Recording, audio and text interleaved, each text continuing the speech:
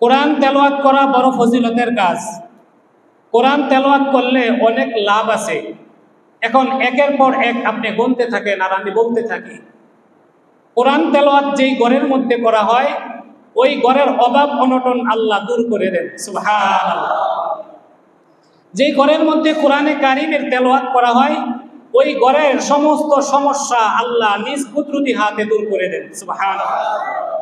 সূরা ফাতিরের 29 এবং 30 নম্বর আয়াতে কারিমা তেলাওয়াত করেছি।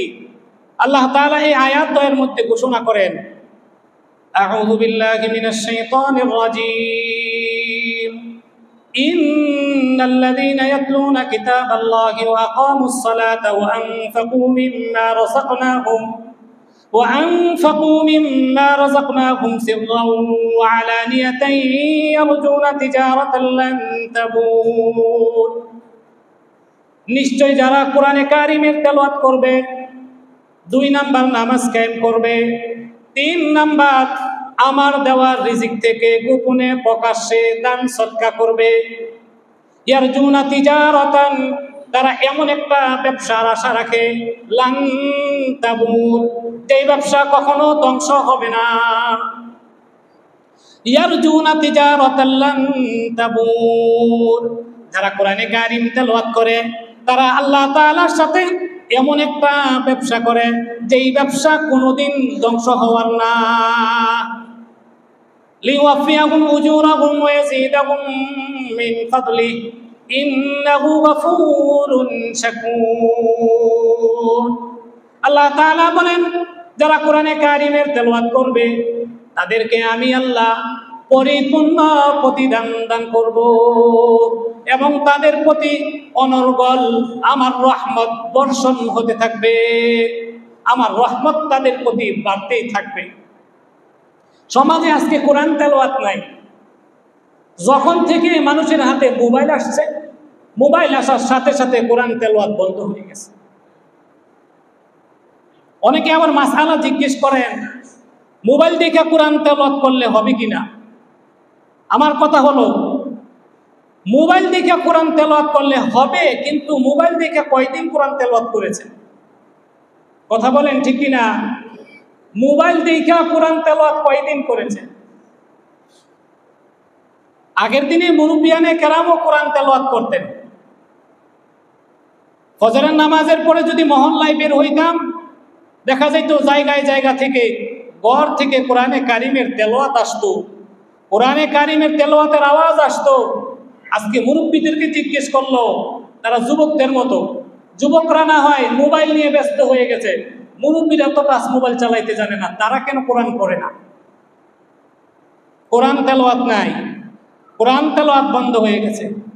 আপনি কোরআন তেলাওয়াত করেন, কোরআন অনুযায়ী জীবন গড়েন, জীবন আদর্শ হবে, জীবন সুন্দর হবে। 2 নাম্বার ফজিলত, যে ব্যক্তি কোরআনে কারিমের একটি হরফ তেলাওয়াত করবে আল্লাহ তাআলা তার আমলনামার মধ্যে 10টি নেকি দান করবেন, সুবহানাল্লাহ।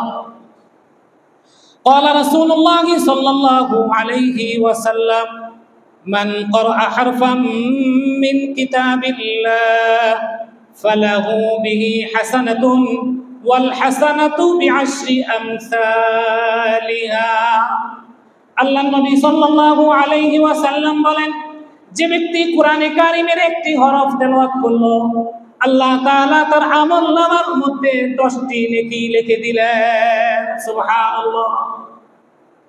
লা আকুলু আলিফ লাম মিম হারফুন ওয়ালাকিন আলিফ হারফুন ওয়া লামুন হারফুন ওয়া মিমুন হারফুন।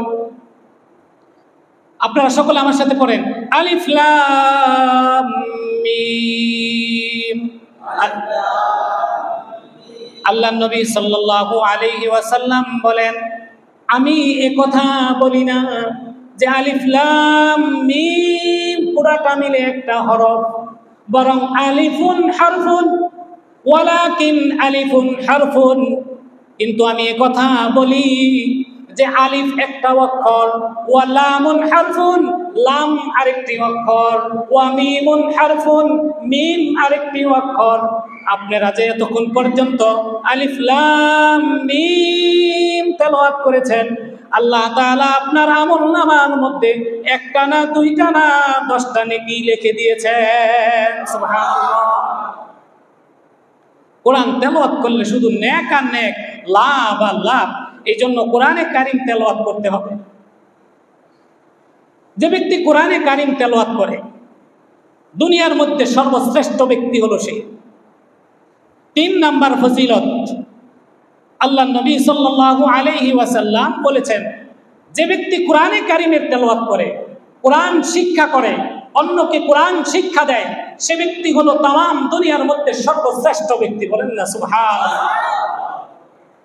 قال رسول الله صلى الله عليه وسلم خيركم من تعلم القرآن وعلمه। আল্লাহ নবী সাল্লাল্লাহু আলাইহি ওয়াসাল্লাম বলেন, যে ব্যক্তি কোরআন শিখে আর অপরকে শিক্ষা দেয়, দুনিয়ার মধ্যে সর্বশ্রেষ্ঠ ব্যক্তি হলো সে। সুবহানাল্লাহ। এই জন্য পাড়ায় পাড়ায় মহল্লার মধ্যে মসজিদের ইমাম সাহেব ছাত্রকে কোরআনের কারিমের তেলাওয়াত শিখায়। প্রথমে কায়দার মধ্যে পড়াই, তুমি পড়ো আলিফ, পড়ো বা, ছাত্র পড়ে আলিফ বা 2 নক্তা ওয়ালা কফ। উস্তাদ পড়ায়, ছাত্র পড়ে 2 নক্তা ওয়ালা কফ। উস্তাদ পড়ায় উচ্চারণ করো ওয়াও, ছাত্র উচ্চারণ করে ওয়াও। আল্লাহ নবী সাল্লাল্লাহু আলাইহি ওয়াসাল্লাম বলেন, এই যে কোরআন যে ব্যক্তি শিক্ষা দিতেছে আর যে শিখতেছে, এই তাম দুনিয়ার মধ্যে আসমানের নিচে জমিনের উপরে সর্বশ্রেষ্ঠ ব্যক্তি হলো তারা। সুবহানাল্লাহ। আপনার কাছে এটা তুচ্ছ জিনিস হতে পারে, কোরআন শিক্ষা করা, কোরআন শিক্ষা দেওয়া এটা ছোট কাজ মনে হতে পারে, ছোট মনে হতে পারে, কিন্তু মহান নবী সাল্লাল্লাহু আলাইহি ওয়াসাল্লাম বলেছেন এটা সর্বশ্রেষ্ঠ কাজ। যারা কোরআন শিখে আর অন্যকে শিক্ষা দেয়, এই দুনিয়ার মধ্যে সর্বশ্রেষ্ঠ ব্যক্তি হলো তারা। বলেন না সুবহানাল্লাহ। যে ব্যক্তি কোরআনে কারিম তেলাওয়াত করে, কোরআনকে ভালোবাসে, মোহাব্বতের সাথে কোরআনে কারিমের তেলাওয়াত করে, ওই ব্যক্তিকে কোরআনে কারিম সোজা জান্নাতে পৌঁছায়া দিবে। সুবহানাল্লাহ। 4 নাম্বার ফজিলত, যে ব্যক্তি কোরআনে কারিম তেলাওয়াত করবে আর মোহাব্বতের সাথে তেলাওয়াত করবে, কোরআনকে ভালোবাসবে, ভালোবাসা নিয়ে কোরআনে কারিমকে তেলাওয়াত করবে, এই কোরআনে কারিম তাকে সোজা জান্নাতে পৌঁছায়া দিবে। সুবহানাল্লাহ। আল্লাহ নবী সাল্লাল্লাহু আলাইহি ওয়াসাল্লাম মক্কা থেকে হিজরত করে যখন মদিনায় গেলেন, মদিনার মধ্যে সর্বপ্রথম যে মসজিদগুলো নির্মাণ করেছেন, তার মধ্যে একটা মসজিদ হলো মসজিদে কুবা। এই মসজিদে কুবায় হাজী সাহেবগণ গিয়ে নামাজ পড়েন। মসজিদে কুবাতে নামাজ পড়া সুন্নত। মসজিদে কুবা এতটা গুরুত্বপূর্ণ একটা মসজিদ, যে মসজিদের কথা স্বয়ং আল্লাহ তাআলা কোরআনে কারিমের ভিতরে বলেছেন। বলেন না সুবহানাল্লাহ। আল্লাহ তাআলা বলেন, লামাসজিদুন উসসিসা আলাত তাকওয়া মিন আউয়ালি ইয়াউমিন আহাক্কু আন তাকুমা ফীহি। দুনিয়াতে এমন একটা মসজিদ আছে, যে মসজিদটা স্থাপন করা হয়েছে তাকওয়ার উপরে। সুবহানাল্লাহ। তাকওয়ার উপরে স্থাপন করা হয়েছে এমন একটা মসজিদ আছে, সেই মসজিদের নাম হলো মসজিদে কুবা। মসজিদে কুবার সম্পর্কে হযরত আনাস রাদিয়াল্লাহু তাআলা আনহু একটি হাদিস বর্ণনা করেন। এই মদিনার মসজিদে কুবার মধ্যে আনসারী সাহাবায়ে কেরাম নামাজ পড়তেন। আনসারী সাহাবীরা একজন ইমাম নিযুক্ত করলেন এই মসজিদে কুবাতে নামাজ পড়ানোর জন্য। মসজিদে কুবার ইমাম সাহেব মসজিদে কুবাতে নামাজ পড়ান। তিনি যখনই নামাজের মধ্যে সূরা ফাতিহা শেষ করেন, সূরা ফাতিহার পরে তিনি সূরা ইখলাস তেলাওয়াত করেন। বলেন না সুবহানাল্লাহ। সূরা ফাতিহার পরে সর্বপ্রথম সূরা ইখলাস তেলাওয়াত করেন, তারপরে অন্য সূরা তেলাওয়াত করেন, তারপরে রুকুতে যান। অর্থাৎ আলহামদু সূরার পরে সব সময় কুল হুয়াল্লাহ সূরা পড়েন, তারপরে অন্য সূরা পড়ে রুকুতে যান। প্রতি রাকাতেই এভাবে করতেছেন। তা আনসারি সাহাবীদের মধ্যে কেউ কেউ এটাকে একটু কেমন মনে করে তার কাছে প্রস্তাব রাখলেন, আপনি প্রতি রাকাতেই সূরা ইখলাস তেলাওয়াত করেন, তারপরে অন্য সূরা তেলাওয়াত করেন, আপনি দুইটার একটা করেন, দুইটার যে কোনো একটা করেন। হয়তো আপনি সূরা ইখলাসই তেলাওয়াত করে রুকুতে চলে যান, অথবা সূরা ইখলাস তেলাওয়াত না করে অন্য জায়গা থেকে তেলাওয়াত করে রুকুতে যান। কথাটা কি আমি আপনাদেরকে বুঝাইতে পারলাম? যে কোনো একটা করেন। মসজিদে কুমার ইমাম সাহেব ডাক দিয়ে বললেন, আমি এভাবেই কোরআন তেলাওয়াত করতে পছন্দ করি। বলেন না সুবহানাল্লাহ। আমি এভাবে কোরআনে কারিম তেলাওয়াত করতে ভালোবাসি। তোমাদের যদি পছন্দ হয় আমাকে রাখো, নতুবা অন্য কোনো ইমাম পছন্দ করে না। সুবহানাল্লাহ। চাকরির কোনো পরোয়া নাই, তিনি সাহাবী, আল্লাহ নবী সাল্লাল্লাহু আলাইহি ওয়াসাল্লামের সাহাবী, কোরআনে কারিমের ইলমের ব্যাপারে অভিজ্ঞ ব্যক্তি, কোরআনকে ভালোবাসেন, তিনি কোনোদিন চাকরির পরোয়া করতে পারেন না। কথা বলেন ঠিক কিনা? তিনি বললেন, পছন্দ হইলে রাখো, পছন্দ না হলে অন্য ইমাম দেখো।